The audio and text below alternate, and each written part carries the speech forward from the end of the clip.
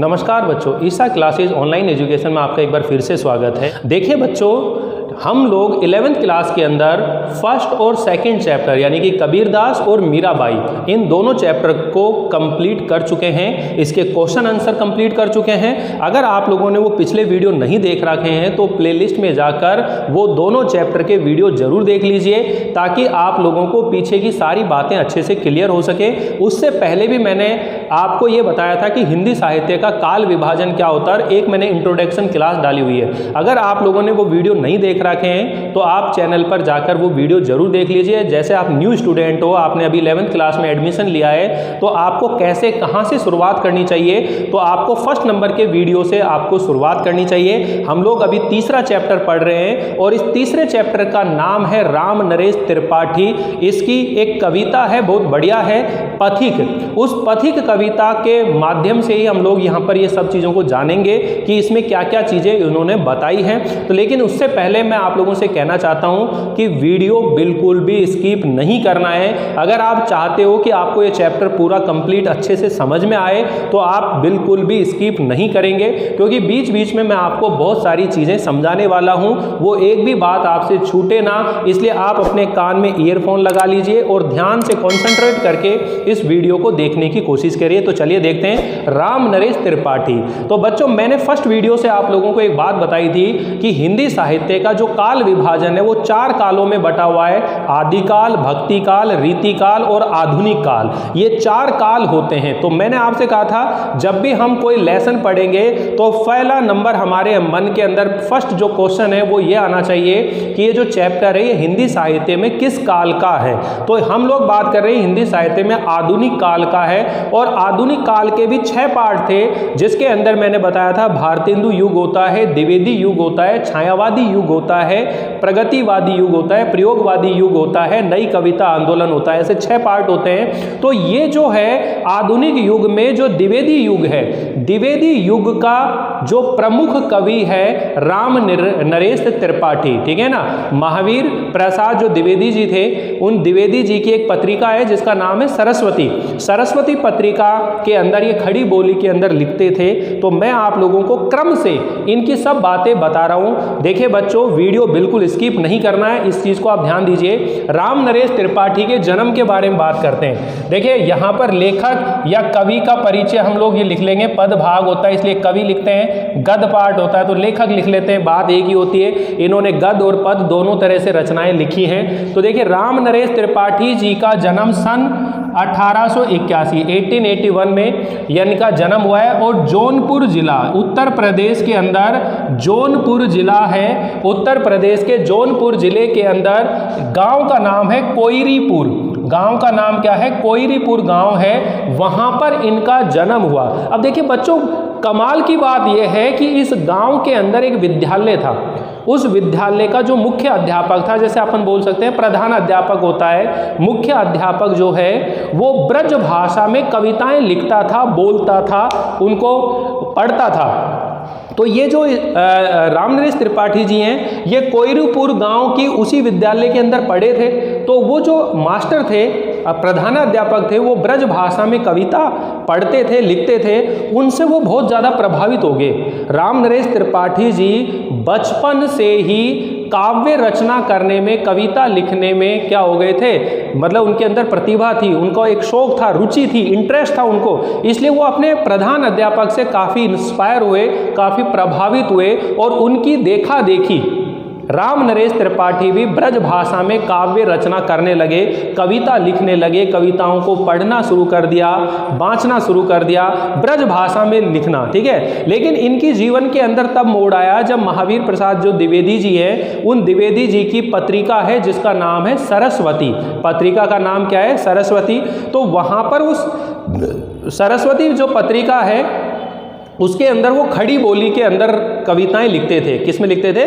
खड़ी बोली के अंदर कविताएं लिखते थे।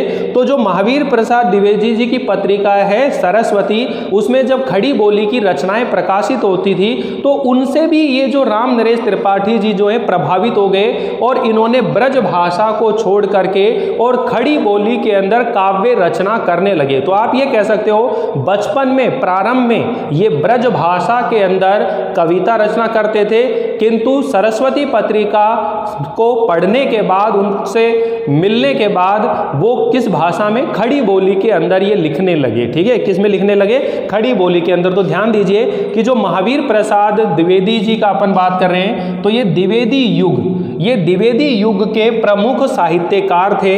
कविता के प्रति इनकी रुचि जो है बचपन से ही थी। बचपन से ही कविता लेखन करना इनको अच्छा लगता था। कोयरीपुर जो कि गांव है, जिस गांव में इनका जन्म हुआ था, वहीं पर इनकी आरंभिक शिक्षा हुई थी। जो कोयरीपुर गांव है उसी का एक विद्यालय के अंदर जो मुख्य अध्यापक था, जिसको अपन कह सकते हैं प्रधान अध्यापक होता है, मेन अध्यापक, मुख्य अध्यापक जो है ब्रज भाषा में क्या लिखता था? कविता लिखा करता था। ब्रज भाषा के अंदर कविता लिखा करता था। उनसे प्रभावित होकर के राम नरेश त्रिपाठी जी जो हैं वो भी ब्रज भाषा में कविता लिखने लगे, यानी कि ब्रज भाषा के अंदर कविता लिखने लगे।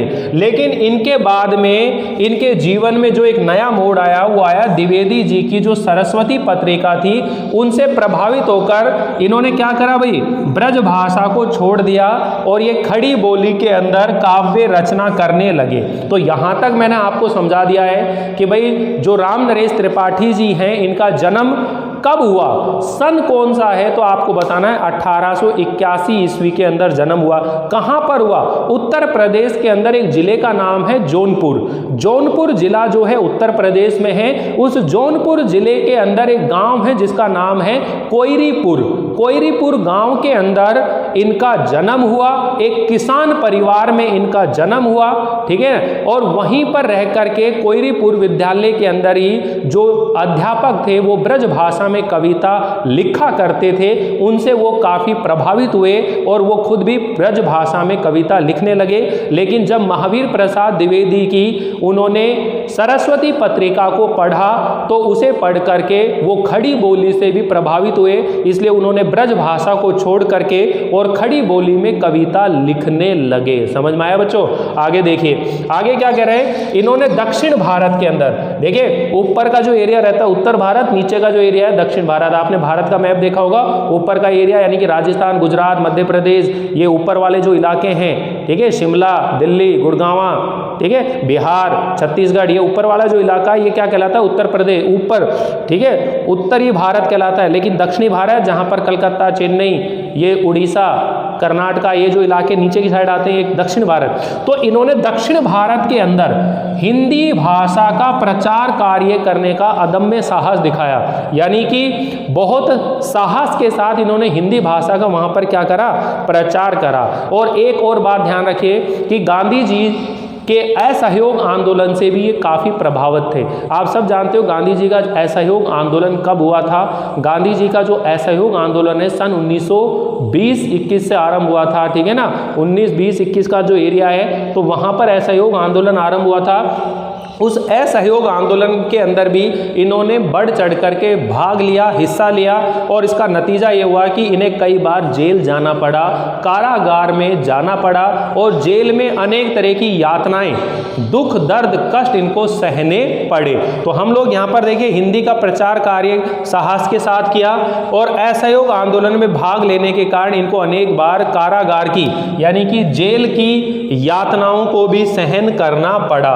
तो ये इनका एक छोटा सा जीवन परिचय है। 72 वर्ष की आयु में 72 वर्ष की आयु में ये निधन हो गया था। इन्होंने अपने जीवन काल में हर तरह की रचनाओं को लिखने की कोशिश करी थी। आगे देखिए इनकी जो प्रमुख रचनाएं आपको ध्यान रखनी है, इनकी प्रमुख रचनाएं और जो काव्य संग्रह हैं, एक है मिलन, पथिक और स्वप्न, ये खंड काव्य हैं। आप ये जो पथिक रचना देख रहे हो, आप जो आज कविता पढ़ने वाले हो, ये इस पथिक का ही एक भाग है। पथिक के अंदर ही हम लोग पढ़ रहे हैं। और एक इनकी मानसी नामक एक फुटकर कविता संग्रह है, एक कविता कौमुदी। कविता कौमुदी जो इसमें 8 भाग हैं, इन्होंने बांग्ला के अंदर, संस्कृत के अंदर और हिंदी के अंदर और उर्दू के अंदर लोकप्रिय जो कविताएं हैं उनका संग्रह किया है। जो कविता कौमुदी इनकी रचनाएं, उसके 8 भाग हैं। उसके अंदर बांग्ला, संस्कृत, हिंदी, उर्दू की जो लोकप्रिय फेमस कविताएं हैं उनका संग्रह इनके अंदर इन्होंने किया है। तो यहाँ तक आप लोगों को परिचय समझाया मैंने। अभी हम लोग इसका जो पाठ परिचय है वो पढ़ेंगे और इसका जो पहला पद है उसके बारे में जानकारी करेंगे। तो बच्चों एक बार वापिस ध्यान दीजिए, जन्म कब हुआ? 1881 ईस्वी के अंदर हुआ। कहाँ पर हुआ? जौनपुर जिला उत्तर प्रदेश के अंदर कोयरीपुर गाँव के अंदर जन्म हुआ। ये महावीर प्रसाद द्विवेदी यानी कि द्विवेदी युग के प्रमुख कवि थे। आरंभ में ये ब्रज भाषा में लिखते थे, लेकिन जब सरस्वती पत्रिका थी उससे प्रभावित होकर ये खड़ी बोली में लिखने पर लगे और असहयोग आंदोलन में भी भाग लिया। अनेक बार जेल जाना पड़ा। बिल्कुल क्विक आपको ये सब चीज़ें याद हो जाएंगी, ज़्यादा टफ नहीं है। इनकी रचनाएं हैं मिलन है, पथिक है, स्वप्न है, ये खंड काव्य संग्रह हैं जिसको आप याद रख सकते हो। फुटकर कविताएं हैं मानसी के अंदर, एक कविता कौमुदी है जिसके 8 भाग है, जिसके अंदर बांग्ला, संस्कृत, हिंदी, उर्दू की जो लोकप्रिय कविताएं हैं वो उनका संग्रह उसके अंदर किया गया है।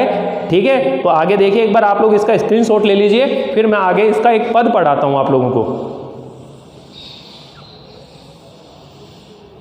तो देखिए अभी हम लोगों ने रामनरेश त्रिपाठी का जो है जीवन परिचय पढ़ा और उसके बाद देखिए कि यहाँ पर हम लोग पढ़ रहे हैं इस कविता का परिचय, यानी कि ये जो पाठ है इसका परिचय पढ़ रहे हैं कि ये जो पथिक कविता है, कविता का नाम क्या है? पथिक। और ये इनका जो पथिक खंड काव्य जो संग्रह था, मैंने आपको बताया पथिक खंड काव्य जो है उसका पहला सर्ग, सर्ग का मतलब क्या होता है बच्चों कि जैसे आपके अध्याय होते हैं, पाठ होते हैं, तो यहाँ पर इनके खंड के अंदर जो अध्याय हैं उनको नाम क्या दिया? सर्ग दिया। तो उसके पहले सर्ग से ये लिया गया है, तो आप कह सकते हैं पथिक कविता इनके द्वारा रचित, इनका जो पथिक खंड काव्य उसके पहले सर्ग से इस कविता को लिया गया है। और इस कविता जो है, ये कविता जो है बच्चों, ये प्राकृतिक सौंदर्य से संबंधित है। प्रकृति की जो सुंदरता है प्राकृतिक सौंदर्य से संबंधित है। एक चीज ध्यान रख लेना बच्चों कि मैं यहाँ जो बोर्ड पर नोट कर रहा हूँ, लिख रहा हूँ, वो आप सभी को अपने रजिस्टर में भी नोट करने हैं। इससे पहले परिचय के बारे में चर्चा करी थी हम लोगों ने,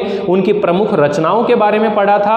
अभी हम लोग जो है इस कविता का हिंदी अनुवाद पढ़ेंगे, इसके अर्थ ग्रहण और जो सौंदर्य बोध से संबंधित प्रश्न हैं इनको हम लोग समझेंगे। लेकिन उससे पहले मैं आपको बताना चाहता हूं कि ये जो कविता हम लोग पढ़ने वाले हैं ये आखिर जो रामनरेश त्रिपाठी जी हैं उनके किस काव्य संग्रह से ली गई है? तो उनका पथिक जो खंड काव्य संग्रह उसमें से एक कविता ली गई है और ये प्रकृति सौंदर्य से संबंधित है, प्रकृति की सुंदरता से संबंधित ये कविता है।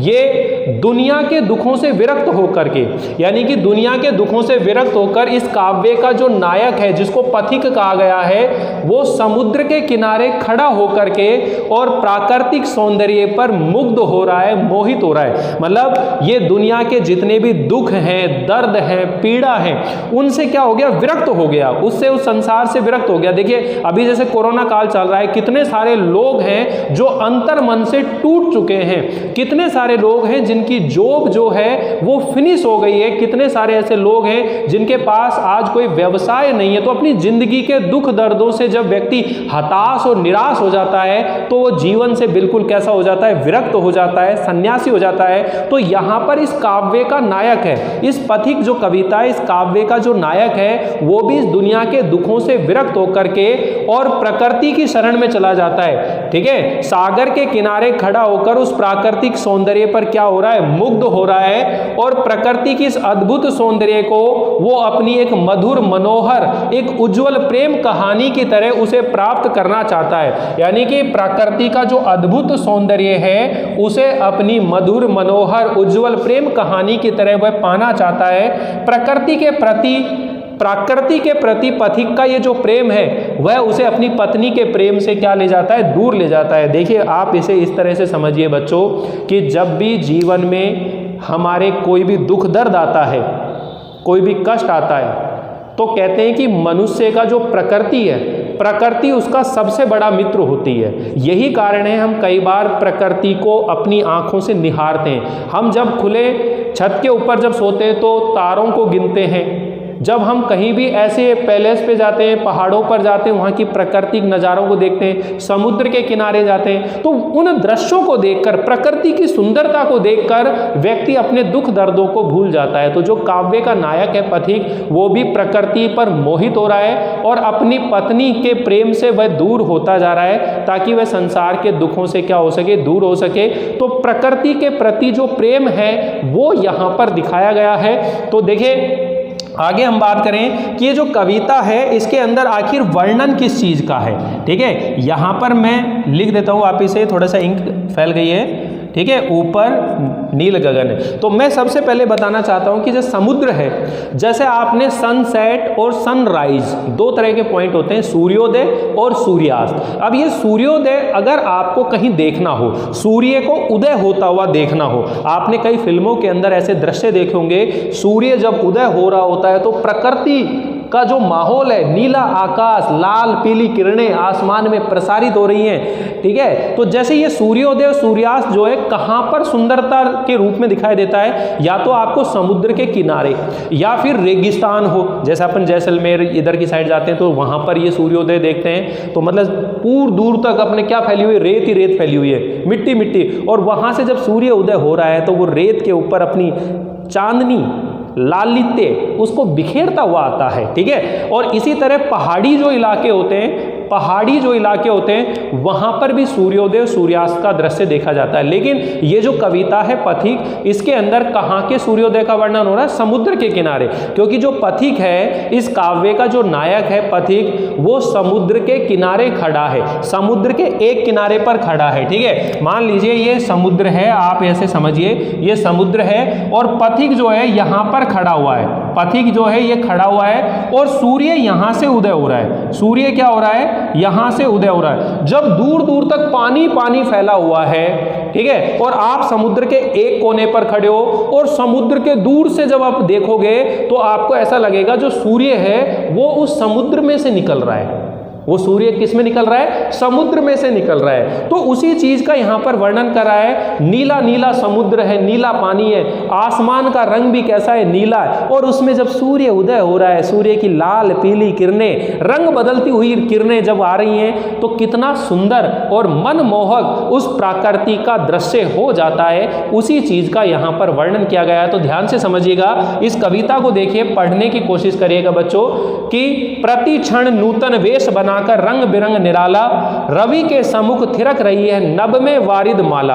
अब इसमें जो कठिन शब्द हैं, रवि का मतलब होता है सूर्य, रवि का मतलब होता है सूर्य, और थिरक रही है मतलब नाच रही है, नभ में, नभ का मतलब होता है आकाश में, और वारिद माला, वारिद का मतलब होता है बादल, माला का मतलब आप कह सकते हो समूह, बादलों का जो समूह है वो आकाश में सूर्य के सामने नाचता हुआ दिखाई दे रहा है। ठीक है, प्रति क्षण नूतन वेश बनाकर रंग बिरंग निराला, और हर पल, प्रति क्षण का मतलब होता है हर पल, नूतन मतलब नया वेश बनाकर अपने रंग बिरंगे निराले रूप में वो अपनी वेशभूषा को बदलता हुआ दिखाई दे रहा है। अर्थात कहने का मतलब यह है बच्चों कि जब सूर्य उदय होता है तो सूर्य उदय होने से पहले जो आसमान होता है वो गहरा नीला भूरे रंग का होता है, और जब धीरे धीरे सूर्य की लाल किरणें प्रसारित होती हैं, फिर पीली किरणें प्रसारित होती हैं, फिर सफ़ेद किरणें प्रसारित होती हैं। सूर्य उदय जब होता है तो जब लाल किरणें प्रसारित होती हैं, पीली किरणें, तो वो पल पल क्या हो रहा है, रंग बदल रहा है। तो यहाँ पर जो कवि है वो ये कहना चाहता है कि जो सूर्य उदय हो रहा है तो उस समय जो बादलों का समूह है वो बार बार रंग बिरंगे रूप में पल पल अपना परिवर्तन, अपना वेशभूषा को बदलता हुआ दिखाई देता है। मतलब जो प्रकृति है वो प्रकृति ऐसी अद्भुत और मनमोहक लगती है कि मानो वो हर पल अपना नया नया रंग बदल करके, और वो सूर्य के सामने आकाश के अंदर बादलों का समूह थिरक रहा है, अर्थात नाच रहा है। तो कहने का मतलब यह है बच्चों कि प्रति क्षण नूतन वेश बनाकर रंग बिरंग निराला, रवि के सम्मुख थिरक रही है नभ में वारिद माला। तो यहाँ पर कवि राम नरेश त्रिपाठी कहते हैं जो पथिक है वो समुद्र के किनारे खड़ा हुआ है और सूर्योदय को देख रहा है और आकाश में बादलों के समूह को देखकर उसे ऐसा लग रहा है मानो बादलों का समूह जो है प्रति क्षण हर पल एक नया वेश बनाकर रंग बिरंगे और निराले रूप में सूर्य के सामने नाच रहा हो। तो कहने का मतलब है कि जो पथिक है वो एक समुद्र के किनारे खड़ा हुआ है और सामने जो है बादलों का समूह रंग बिरंगे और निराले रूप में हर पल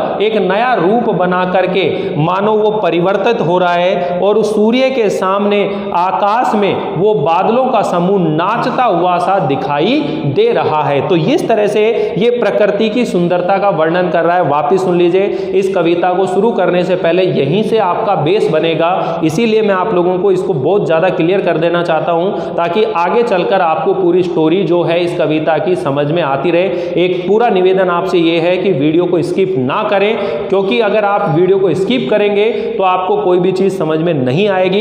इसलिए आप पूरा वीडियो देखें, ध्यान से सुने, जो मैं कह रहा हूँ उसको समझने की कोशिश करें कि जो पथिक है वो समुद्र के किनारे खड़ा हुआ है और वो सूर्य उदय होता हुआ देख रहा है। जब सूर्य उदय होता हुआ देख रहा है तो सामने जो है पल पल रंग बिरंगे निराले रूप में प्रकृति जो है परिवर्तित होती हुई दिखा रही है। क्या कि जो बादलों का समूह है वो रंग बिरंगे रूप में नए नए रूप में बदलता हुआ दिखाई दे रहा है, मानो वो सूर्य के सामने क्या कर रहा हो, नाच रहा हो, बार बार रंग बदलते हुए नृत्य कर रहा हो, इस तरह से दिखाई देता है। नीचे नील समुद्र मनोहर, ऊपर नील गगन है और नीचे जो है, नीचे क्या है, नीला समुद्र है। ये सारा का सारा क्या है, समुद्र है। नीचे नील समुद्र मनोहर, ऊपर नील गगन है कि नीचे तो नीला समुद्र है जो मन को हरने वाला है, मन को मोहित करने वाला है। ऊपर नील गगन है और ऊपर भी क्या है, नीला आसमान है। नीचे भी नीला समुद्र है और ऊपर भी नीला आकाश है, आसमान है, जो बहुत ही मनमोहक, बहुत ही मनोहर लगता है, बहुत ही आकर्षक वो प्राकृतिक सौंदर्य जो है दिखाई दे रहा है। तभी तो कवि जो है उसके ऊपर इतना मोहित हो जाता है कि बिना पलक झपकाए वो सूर्य उदय का वर्णन देख रहा है। समझ में आया नहीं आया? तो कितना सुंदर वो दृश्य होगा कि जिसके अंदर व्यक्ति अपने सारे दुख दर्दों को ही भूल जाता है। तो कह रहा है कि नीचे नील समुद्र मनोहर, ऊपर नील गगन है, घन पर बैठ बीच में विचरू यही चाहता मन है।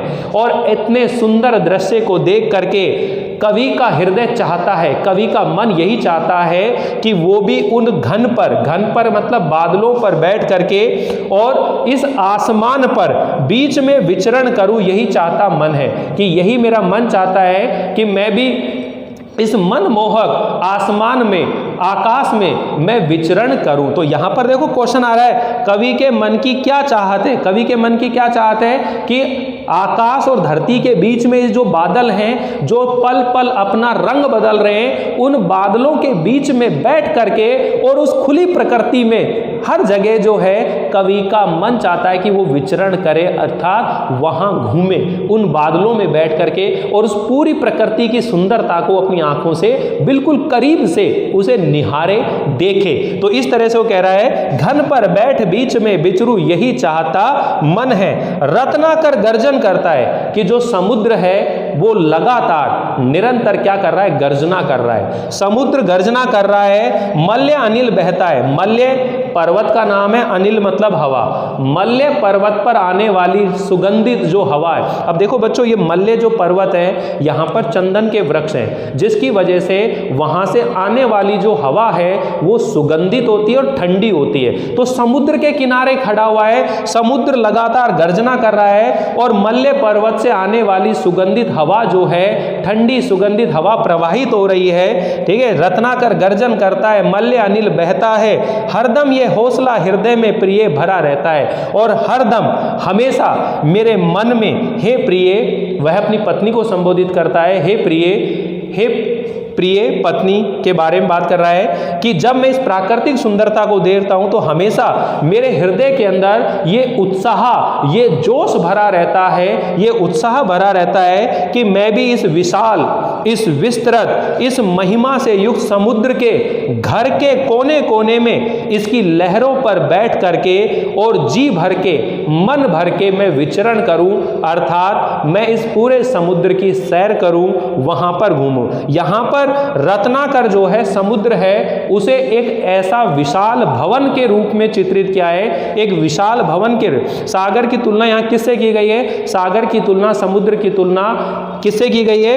एक विशाल विस्तृत और महिमा से युक्त घर से की है, कि इतना बड़ा विशाल विस्तृत घर है और इसकी लहरों पर बैठ करके मैं अपना मन भर के, जी भर के, और मैं क्या करूं? विचरण करूं, मैं वहां घूमता रहूं, यही मेरा मन चाहता है। तो यहां पर देखिए ये जो पूरे पद है ये ज्यादा मैंने आप लोगों को नहीं समझाया है, इतना ही समझने की कोशिश करो कि कवि राम नरेश त्रिपाठी जी इस पथिक कविता के अंदर बताते हैं कि जो काव्य का नायक है, पथिक है, वो समुद्र के किनारे खड़ा हुआ है और सूर्य उदय होता हुआ देख रहा है। और सूर्य उदय होता हुआ देख रहा है तो आकाश के अंदर बादलों का समूह जो है पल भर में, पल पल, हर पल एक नया वेश, एक नए रंग बिरंगे रूप में वो वहां पर दिखाई देता है। हर पल एक नया रंग बदलता हुआ दिखाई देता है। और जब कवि वो ऐसा देखता है तो कहता है नीचे नील समुद्र मनोहर, नीचे नीला समुद्र है, मन को हरने वाला ऊपर नीला आकाश है। और जब मैं ऐसे मनमोहक दृश्य को देखता हूं तो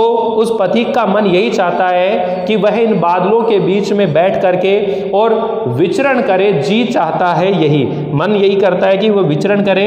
रत्नाकर गर्जन करता है, समुद्र लगातार गर्जना कर रहा है और मल्य पर्वत से आने वाली सुगंधित हवा बहती रहती है। और जब इतना सुंदर मनमोहक दृश्य देखता है तो पथिक का हृदय हमेशा उत्साहित रहता है, इतना जोश रहता है कि जी भर करके इस विशाल विस्तृत महिमा से युक्त समुद्र के घर के कोने कोने पर, इसकी लहरों पर बैठ करके मैं मन भर के विचरण करूं। तो यह आपको पूरा ढंग से अच्छे से समझ में आ गया होगा। अब हम बात करें अलंकारों की, तो देखो बच्चों अलंकार इसके अंदर एक तो अनुप्रास अलंकार है। जब भी वर्णों की आवृत्ति होती है, देखो अनुप्रास अलंकार के 4 भेद होते हैं, छेकानुप्रास, वृत्यानुप्रास, श्रुत्यानुप्रास, अनंत्यानुप्रास। तो अनंत्यानुप्रास अलंकार का मतलब ये होता है बच्चों कि जब किसी काव्य पंक्ति के अंत में स्वर और व्यंजन की समानता पाई जाती है, ठीक है ना। देखो निराला माला, गगन मन, ये तुकबंदी मिल रही है, गगन मन है, ठीक है, के। जब पंक्ति के अंत में स्वर और व्यंजन की समानता पाई जाती है तो वो कहा जाता है अनंत्यानुप्रास अलंकार। तो इस वजह से यहां पर आप ये भी कह सकते हो वर्णों की आवृत्ति होने से अनुप्रास अलंकार है, या फिर डायरेक्ट कह सकते हो कि इसमें अनुप्रास अलंकार है। दूसरा जो अलंकार है इसमें है मानवीकरण अलंकार। अब मानवीकरण अलंकार क्या होता है कि जो जड़ प्रकृति होती है, ठीक है, जड़ प्रकृति के ऊपर जब मानव के व्यवहारों को आरोपित कर दिया जाता है। अब जैसे समुद्र को गर्जना करता हुआ दिखाया है, मान लो कह रहे हैं समुद्र दहाड़ता है, गर्जना करता है, ठीक है ना। तो यहां जब उसे समुद्र को गर्जना करता हुआ दिखा रहा है, एक मानवीकरण, मानव का व्यवहार के रूप में उसे आरोपित किया जा रहा है, ठीक है। तो इसलिए यहां पर कौन सा अलंकार है? मानवीकरण अलंकार है, ठीक है। और एक इसके अंदर है बच्चों परिकर अलंकार। कौन सा है? जब कई विशेषण शब्दों को साअभिप्राय आरोपित करा जाता है तो वहां पर परिकर अलंकार होता है। तो ये अलंकारों का जो टॉपिक है मैं आपको पूरा विस्तार से समझाऊंगा, अलग वीडियो बनाएंगे इसके लिए, जहां पर केवल और केवल अलंकारों की हम बात करेंगे, वहां आप लोगों को चीजें ढंग से समझ में आ जाएंगी। तो अब यहां पर देखिए हम इनके क्वेश्चनों को समझते हैं। बच्चों ध्यान दीजिए, ये होमवर्क आपको अपनी नोटबुक में करना है, समझ में आ गया? ये आपको अपनी नोटबुक में करना है। सबसे पहले आपने क्या लिखना है? कवि का परिचय लिखना है। दूसरे नंबर पर क्या लिखना है आपको? ये कविता का परिचय लिखना है। तीसरे नंबर पर आपको ये वाले प्रश्न करने, इनका उत्तर लिखना है। इनके उत्तर में आप लोगों को एक एक करके सब क्लियर कर रहा हूं, तो ध्यान से समझो। कवि प्रकृति के किस सुंदर रूप पर मुग्ध हो रहा है, कि जो कवि है प्रकृति के किस सुंदर रूप पर मुग्ध हो रहा है? प्रकृति के कौन से रूप पर? कि जो आकाश में बादलों का समूह है वो हर पल एक नया वेश बनाकर रंग बिरंगे निराले रूप में जब सूर्य के सामने नाच रहा है तो उस आकर्षक मनोहर प्रकृति के रूप पर वो कवि का मन जो है मुग्ध हो जाता है। तो ध्यान से देखो, एक बार मैं और डिटेल बताता हूँ कि कवि जो है सूर्य उदय हो रहा है, तो सूर्य और बादलों के समूह के द्वारा, सूर्य और बादलों के समूह के द्वारा नए नए रंग बिरंगे रूप बनाकर जब वो सूर्य के सामने नाचते हैं तो उसकी शोभा पर मुग्ध हो रहा है। तो आप इसको लिखते कैसे हैं कि कवि सूर्योदय होते हुए सूर्य और बादलों के समूह द्वारा नित नए रंग बिरंगे रूप बनाकर सूर्य के सामने नाचने की शोभा पर क्या होता है, मुग्ध होता है। ये आप लोगों को यहाँ पर चित्रित करना है। सेकंड नंबर पर देखो, कवि के मन की क्या चाहत है, कवि का मन क्या चाहता है। बिचरू यही चाहता मन है कि इस बादलों पर बैठ करके, बादलों पर, ठीक है ना, समुद्र तल पर खड़ा हुआ कवि जो है, समुद्र के किनारे पर खड़ा हुआ जो पथिक है, वो सूर्य उदय होते हुए देख रहा है। सूर्योदय के सामने, सूर्य के सामने जो बादल हैं वो रंग बिरंगे रूप में अपना रंग बदल रहे हैं, नाचता हुआ दिखाई दे रहे हैं, और इतनी सुंदरता से वो मोहित होकर के बादलों पर बैठ करके नीले समुद्र और नीले आकाश के बीच में वो विचरण करना चाहता है। यानी कि जो कवि है, कवि का मन ये चाहता है कि जो सूर्य उदय होता हुआ देख रहा है, सूर्य उदय होता देख रहा है, तो सूर्य और जो बादलों का समूह है पल पल अपना रंग बदल रहा है। तो कवि का मन ये करता है कि इन बादलों पर बैठ करके समुद्र और बादलों के, आकाश के बीच में जो बादल, इन पर बैठ करके मैं विचरण करूं, यही उसका मन जो है चाहता है। सागर की तुलना यहाँ पर किससे की गई है? सागर की तुलना विशाल विस्तृत महिमा से युक्त घर से की गई है। ठीक है, विशाल विस्तृत महिमा से युक्त घर के साथ समुद्र की तुलना, सागर की तुलना की गई है। वर्णित प्रकृति के सौंदर्य को अपने शब्दों में लिखे, यानी कि ये जो प्राकृतिक सौंदर्य यहाँ पर बताया है उसे अपने शब्दों में आपको लिखना है। तो ध्यान दीजिए बच्चों, आप सुने ध्यान से। नीचे सागर की गोद में सूर्योदय हो रहा है, समुद्र में सूर्योदय हो रहा है, नीले आकाश में छाई बादलों की मंडली रंग बिरंगे रूप बनाकर सूर्य के सामने नाच रही है, और दूसरी ओर सागर गर्जना कर रहा है, मंद सुगंध हवा बह रही है, सागर का वक्ष अत्यंत विस्तृत, विशाल और महिमा से युक्त है, महिमा में है। तो यहाँ पर आप ये कह सकते हो कि प्रकृति की सुंदरता को अपने शब्दों में बताना है कि कवि ने यहाँ पर बताया है कि जो सूर्य उदय हो रहा है वहाँ पर आकाश में बादलों का समूह रंग बिरंगे रूप में सूर्य के सामने नाचता हुआ दिखाई देता है, समुद्र गर्जना कर रहा है, मल्य पर्वत से आने वाली सुगंधित हवा बह रही है। ठीक है, और कवि जो है इस विशाल विस्तृत समुद्र के घर के कोने कोने पर लहरों पर बैठकर विचरण करना चाहता है। तो ये आप चीज़ यहाँ पर लिख सकते हो। ठीक है, आगे लिख रहा है कि बच्चों, प्रस्तुत पद्यांश का भाव सौंदर्य बताइए। तो मैंने आपको बताया भाव सौंदर्य क्या होता है और भाषा सौंदर्य क्या होता है, दोनों चीज बताई। तो भाषा सौंदर्य भी, ये भाषा सौष्ठव लिखा है, इसी को भाषा सौंदर्य, शिल्प सौंदर्य नाम से जाना जाता है। ठीक है, तो यहाँ पर मैंने आपको बताया था, 3 लाइनें तो बताई थी जो हर किसी में लिखनी है कि इस पद की भाषा सरल सुबोध प्रवाहमयी है। इसके ऊपर हम बात करेंगे, पहले अपन बात कर रहे हैं प्रस्तुत पद्यांश का भाव सौंदर्य स्पष्ट कीजिए। तो भाव सौंदर्य के अंदर क्या लिखेंगे कि प्रकृति का आकर्षण जो है सदैव ही बना रहता है, कि प्रकृति की जो सुंदरता है उसका जो आकर्षण है वो हमेशा बना रहता है। ठीक है, हमेशा ऐसी स्थिति में रहता है। कवि या जो पथिक है वो प्रकृति के सुंदर रूप पर मोहित होकर और उसी के अंदर वो स्थापित होना चाहता है, उसी में रहना चाहता है। और जो बादलों का समूह है, नीला समुद्र है, मल्य पर्वत से आने वाली सुगंधित आई हवा है, सभी के कारण जो सुंदर परिवेश दिखाई देता है उसके अंदर जो कवि है वो स्वतंत्र रूप से भ्रमण करना चाहता है, घूमना चाहता है। ठीक है, आगे ध्यान दीजिए, इसमें कौन सा अलंकार है तो आप बता देंगे अनुप्रास अलंकार है, मानवीकरण अलंकार है और परिकर अलंकार है। 3 अलंकार हैं। इसके भाषा सौंदर्य का उल्लेख कीजिए। तो इसके अंदर देखो, हर के अंदर मैंने पहली बताई थी कबीर दास जी की काव्य की भाषा सदुकड़ी भाषा बताई थी। मीराबाई के अंदर मैंने बताया था कि राजस्थानी मिश्रित ब्रज भाषा है, और रामनरेश त्रिपाठी को पढ़ा है तो खड़ी बोली में लिखते हैं। तो आप बताएंगे इस काव्य की भाषा खड़ी बोली है या खड़ी बोली के अंदर इन्होंने काव्य रचना की है। फिर दूसरा पॉइंट वही आ जाएगा, भाषा में सरलता, मधुरता, सरसता है। ठीक है ना,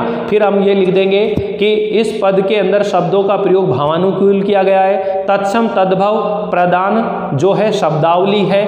अलंकारों के बारे में बता सकते हो, इसके अंदर जो गुण है वो आप कह सकते हो कि यहाँ पर भी माधुर्य गुण है, प्रसाद गुण है, माधुर्य गुण है, ठीक है। और उसी के साथ में आप ये कह सकते हो कि यहाँ जब लक्षणा शब्द शक्ति के बारे में भी आप बता सकते हो, तो रस भी लिख सकते हो। ये सब चीज़ें जो है भाषा सौंदर्य के अंदर नोट करी जाती हैं। तो उम्मीद है यहाँ तक के जो है ये पूरा चैप्टर आपको अच्छे से समझ में आ गया होगा। अब आपको अपनी नोटबुक के अंदर ये पूरी डिटेल के साथ नोट करना है। सबसे पहले आप कवि का परिचय, फिर कविता का परिचय लिखेंगे और फिर ये वाले क्वेश्चन आंसर करने हैं। इनके उत्तर मैंने आपको बता दिए, ध्यान से ईयरफोन लगा के बार बार सुन करके आपको अपने उत्तर लिखने हैं। आप लोगों को वीडियो कैसा लग रहा है जरूर बताइएगा, लाइक कीजिएगा और चैनल को अगर सब्सक्राइब नहीं किया है तो सब्सक्राइब करना ना भूलिएगा। मिलते हैं अगली बार अगले पद को लेकर, अगली कविता मतलब इसके जो बाकी बचा हुआ पार्ट है उसको लेकर। तब तक के लिए थैंक यू, बाय बाय।